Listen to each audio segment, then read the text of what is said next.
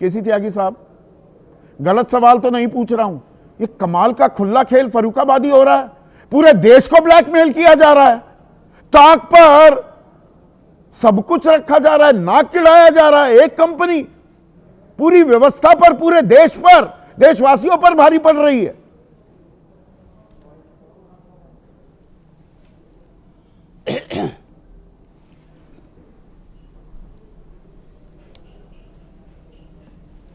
आवाज नहीं आ रही भाई, क्या हुआ?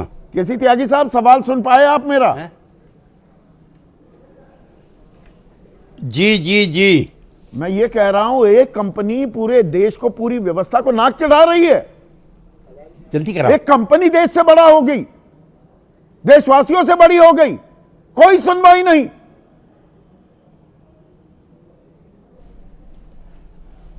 संदीप जी, सन 2000 में, जल्दी करो भाई, बोलिए ना प्लीज। संदीप जी सुन रहे हैं आप मेरे को? हाँ हाँ, मैं सुन पा रहा हूं, बोलिए ना।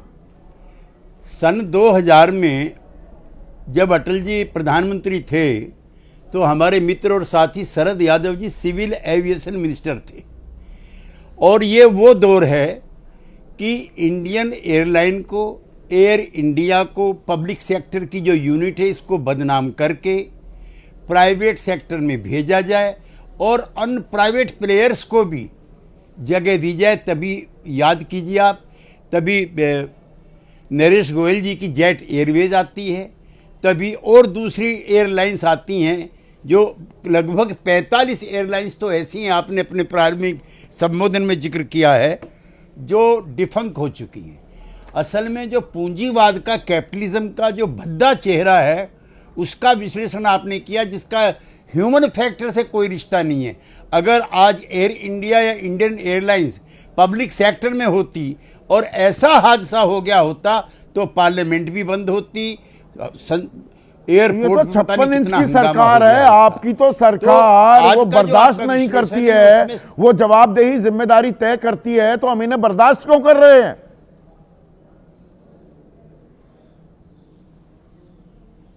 नहीं, ये पहली सरकारों में भी होता रहा, ये कोई नया नियम है, इसमें बुनियादी तौर पर आपसे डिसएग्री करता हूं। ये सरकारों का दोष नहीं है, ये दोष है सिस्टम का। जब उदारीकरण की प्रक्रिया शुरू हुई थी 1991 में, नहीं, सिस्टम की बात तो आपने कह दी। तो ना केसी त्यागी साहब, 2 साल पहले बता दिया था डीजीसीए ने, हम नियम में बदलाव करने वाले हैं, और एक कान से सुना दूसरे से निकाल कर बैठ गया इंडिगो कि मेरी चलती है, मेरी बपौती, मेरा एकाधिकार। कहां जाएगी सरकार? यह हो रहा है क्या? मैं आपके चैनल पर एनडीए का कार्यकर्ता होने के नाते जिम्मेदारी के साथ कहता हूं कि इसमें कोई ना कोई ऐसी कार्रवाई होनी चाहिए कि जो मोनोपोली है वो टूटे। और डीजीसीए के लिए भी, मैं चूंकि उस सिस्टम का हिस्सा रहा हूं, मैं एयर इंडिया बोर्ड के साथ भी जुड़ा हुआ रहा हूं, उस जमाने में किस तरह से डीजीसीए भी जो प्राइवेट सेक्टर्स की यूनिट्स हैं उनके साथ काम करके उनके हितों का ध्यान रखती हैं। ये छोटा मोटा गेम नहीं है। ये जो पब्लिक सेक्टर पूरे देश का बदनाम हुआ, इसके पीछे नौकरशाहों का और देश के पूंजीपतियों का मिला जुला एक नेटवर्क था। नहीं, इसको बदनाम करो। कोई भी चीज हो पब्लिक सेक्टर की, सब खराब है। ट्रेन खराब है, ट्रेन को मोनोपोलाइज, जहाज खराब है। 90 के दशक में जा रहे हैं, मैं मौजूदा आज के वक्त में भी रहिए। मैं आपसे गुजारिश करूंगा केसी त्यागी साहब, यहां पर नियमों की अनदेखी की, कोई तैयारी नहीं की, जहां पर पता है कि ज्यादा पायलट्स की भर्ती करने की जरूरत है, नहीं की, भर्ती पर रोक लगा दी। डीजीसीए को मालूम ही नहीं, दिए तले अंधेरा हो रहा था, या मिली भगत है ये कोरी?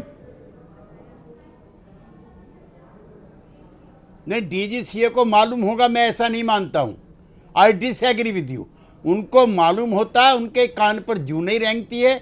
और मैं बहुत जिम्मेदारी के साथ कहना चाहता हूं कि इंडिगो के विरुद्ध कुछ ना कुछ कार्रवाई जरूर विभागीय स्तर पर होनी चाहिए। ये जांच 15 दिन के लिए बैठाने से फेडरेशन ऑफ इंडियन पायलट्स केसी त्यागी साहब साफ कह रहा है, देरी और उड़ान रद्द करने का इस्तेमाल नियामकों को दबाव में लाने के लिए, कि नहीं करेंगे, नियमों के लिए तैयारी, रोक देंगे भर्ती।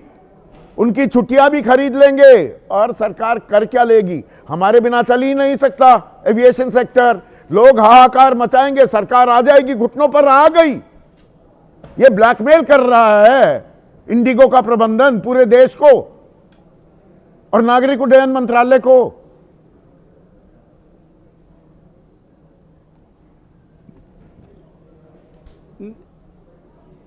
नागरिक उड्डयन मंत्रालय ने कार्रवाई की है, लेकिन मैं और ज़्यादा बड़ी कार्रवाई की इच्छा और अपेक्षा रखता हूं। जो वेबसाइट है वो कहती है कि छोटी मोटी तकनीकी गड़बड़ियां हैं।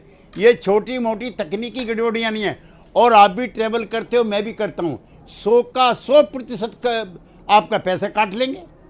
अगर आप उड़ान से नहीं जा रहे हैं तो ऐसी निर्मम लुटाई तो हमने कभी कहीं नहीं देखी किसी दौर में। त्यागी साहब, जो एयरलाइन पैसा नहीं काट लेंगे, रिफंड होता है नहीं, दूसरी फ्लाइट भी मैं लूंगा। मुझे जयपुर जाना हो 88,000 रुपए की टिकट। ये मजाक हो रहा है क्या सर? अच्छा, टिकटों का जो नियंत्रण है उस पर मैं चाहता हूं कि सरकार भी और डीजीसीए भी और सिविल एविएशन मिनिस्ट्री भी तय करे। जब सब जगह चीजें तय हो रही हैं तो इसमें विमानों के किराए कैसे बढ़ते हैं, क्यों बढ़ते हैं? ये एक मैकेनिज्म है। और मैं ज्यादा कोई खराब बात नहीं कहना चाहता। नहीं, मैक्सिमम रिटेल प्राइस कैसे नहीं आप तय कर सकते? दिल्ली जयपुर के बीच 4,000 रुपए से ऊपर की आप टिकट बेच ही नहीं सकते। 1 मिनट लगता है आदेश पारित होने में। या दिल्ली पटना आप 5,000 से ऊपर की टिकट बेचेंगे ही नहीं। इसमें कौन सी रॉकेट साइंस है केसी त्यागी साहब? ये मैकेनिज्म बिल्डअप होना चाहिए। एज ए सोशलिस्ट एक्टिविस्ट मैं डिमांड करता हूं कि पब्लिक सेक्टर को और प्रमोट किया जाए और इंडियन एयरलाइंस और एयर इंडिया पब्लिक सेक्टर को प्रमोट करेंगे, वो समाजवाद की बात तो करेंगे, लेकिन समाजवादी पार्टी के ही नेता हैं राजीव राय। आपको समझ में आ रहा है ये हो क्या रहा है? Holding the nation to ransom. एक कंपनी ने पूरे देश की कनपट्टी पर बंदूक लगा दी।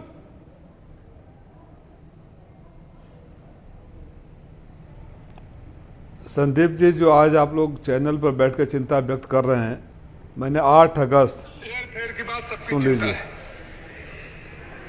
और एक स्टैंडर्ड सवाल जवाब आता है कि एयरफेयर सरकार के हाथ में नहीं है। नहीं है ना मंत्री जी? तो नारा किसने दिया था कि हवाई चप्पल वाले को हवाई जहाज में बैठाएंगे? जब आपके हाथ में था ही नहीं तो नारा किसको बेवकूफ बनाने के लिए दिया गया था? और आपकी अगर जिम्मेदारी नहीं है तो हम तो बचपन में सुना करते थे ब्लैक होता है। उस समय हम लोग बचपन में जहां से आते हैं यूपी बिहार के बॉर्डर पर किरासन तेल का ब्लैक होता था, चीनी का ब्लैक होता था ना। हमारे गांव से तो आपके बक्सर से हम किरासन तेल लेकर आते थे तो ब्लैक होता था। तो ये तो आपने ऑफिशियली परमिट कर दिया उनको कि जितना चाहो तो यहाँ से बनारस का किराया 3,000 है, चाहे तो 30,000 ले लो और सरकार हाथ खड़ा कर दे। हमें ऐसी सरकार नहीं चाहिए जो लूटने वालों को कंट्रोल में नहीं रख सके। ये आपको जिम्मेदारी लेनी पड़ेगी मंत्री जी, या तो फिर देश से माफी मांगनी पड़ेगी कि सर्वोच्च नेता ने, मैं नहीं कहूंगा सत्य नहीं कहा था कि हवाई चप्पल वाले को हवाई जहाज में बैठाया। तो आपने जब ये सवाल पूछा कोई लिखित में जवाब दिया गया राम मोहन नायडू की तरफ से, नागरिक उड्डयन मंत्रालय की तरफ से? नहीं, मैं आगे जब ये एयरफेयर बिल आया था उस समय भी सवाल उठाया था और यही नहीं कहा था। जो आज हालात है कि एक कंपनी के हाथ में मोनोपोली के दे दिया था, इसके बारे में भी मैंने आगाह किया था। को दे देंगे या अधिक से अधिक एयरपोर्ट को दे देंगे, and for that matter you hand over most of the assets to any individual, any company's hand. और कल को उसका कुछ भी उल्टा होता है तो आपने तो पूरे देश के सिस्टम को एक हाथ में दे दिया है। और ये जो सॉफ्टवेयर जो मुझे समझाया गया है, बताया गया है, जो डायनामिक एयरफेयर की बात करते हैं, उन्हीं का लंबा है संदीप जी, मैं टाइम नहीं लूंगा। ये 8 अगस्त 2024 को 4:23 पर एयरफेयर जो बिल आया था, अमेंडमेंट बिल आया था, उस समय कहा था और मंत्री खड़ा होकर बार बार बोल रहे थे कि आप लोग एयरफेयर पर बात करते हैं। इसीलिए तो सवाल पूछ रहा हूं राजीव राय जी, खुला खेल फरूखाबादी है ये, तय है सिविल एविएशन सेक्टर की बर्बादी, आम आदमी की भी बर्बादी कंपनियों के हाथ में है। तो आप हवाई चप्पल वाले को हवाई जहाज में बैठाने का सपना क्यों दिखाया? और सारी चीज अगर एक किसी कंपनी के हाथ में देते, खुदा न खास्ता कल उस कंपनी में कुछ गड़बड़ी हो जाए तो आपने देश का पूरा सिस्टम एक कंपनी के हाथ के हवाले कर दिया। ये मोनोपोली का जो धंधा है संदीप जी, देश की सुरक्षा के नहीं, पर मुझे ये बताइए राजीव जी, यहाँ पर जब 2 साल पहले बता दिया, एक सेकंड सर सुनिए ना, चीप एयरलाइन के नाम पर सर सुनिए ना, डीजीसीए ने जब जनवरी 2024 में बता दिया था कि हम एफडीटीएल में कुछ बदलाव करेंगे, तो तैयारी करनी चाहिए थी। तैयारी ना करने की सजा देने के बजाय ये कह दिया अच्छा कोई बात नहीं, तैयारी नहीं की तो पुराना नियम ही लागू कर देते हैं। ये क्या हो रहा है? मैं इसी बात को कह रहा हूं, इसी बात को तब सदन में भी कहा था। मैं आदरणीय त्यागी जी से डिसएग्री करता हूं। ये डीजीसीए सरकार और मंत्रालय के संरक्षण में देश को लूटा जा रहा है।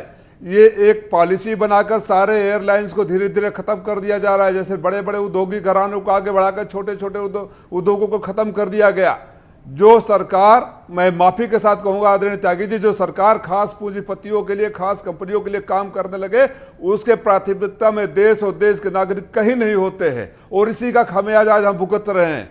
आप संदीप चौधरी जी ने आपने कितनी एयरलाइंस का गिनाया? कभी सरकार को आत्मचिंतन, आत्ममंथन नहीं करना चाहिए? हवाई जहाज को, हवाई चप्पल वाले को हवाई जहाज में बैठाने वालों को, नारा देने वालों में, नहीं सर, हवाई चप्पल की बात नहीं है राजीव जी।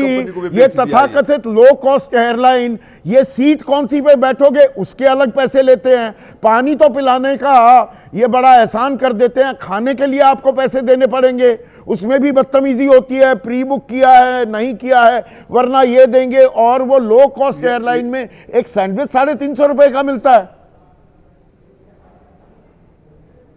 नहीं, इसके आगे भी है संदीप जी। एक बात और मैं आपको याद दिलाना चाहूंगा, आपने भी अपनी जिंदगी में पहली बार एयर टारमैक पर एक बुजुर्ग को पटक कर पीटते हुए इन इंडिगो के गुंडों के द्वारा आपने देखा होगा, जो वीडियो वायरल हुआ। हाँ। जब चाहे जिसके साथ ये बदतमीजी कर सकते हैं। ये पूरे सिस्टम के साथ बदतमीजी कर रहे हैं। कई सैकड़ों यात्रियों के साथ हुआ था। इनके ऊपर मैंने भी लिखित रूप से शिकायत की थी, कोई कार्रवाई नहीं होती है।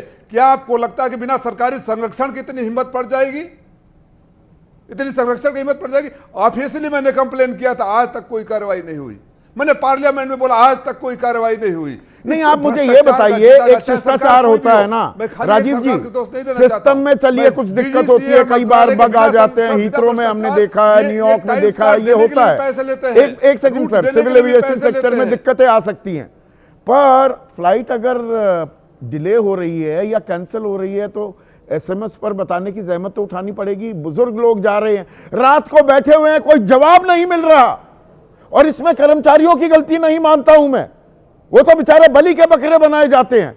जो शीर्ष अधिकारी हैं वो इस मामले में क्लैरिटी क्यों नहीं दे पाए पिछले 3 दिनों से?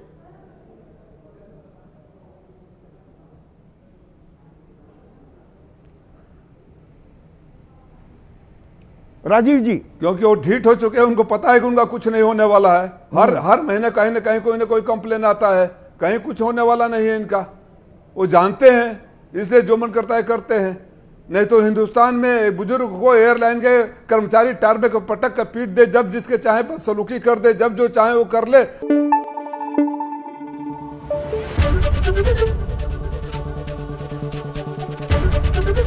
एबीपी न्यूज आपको रखे आगे।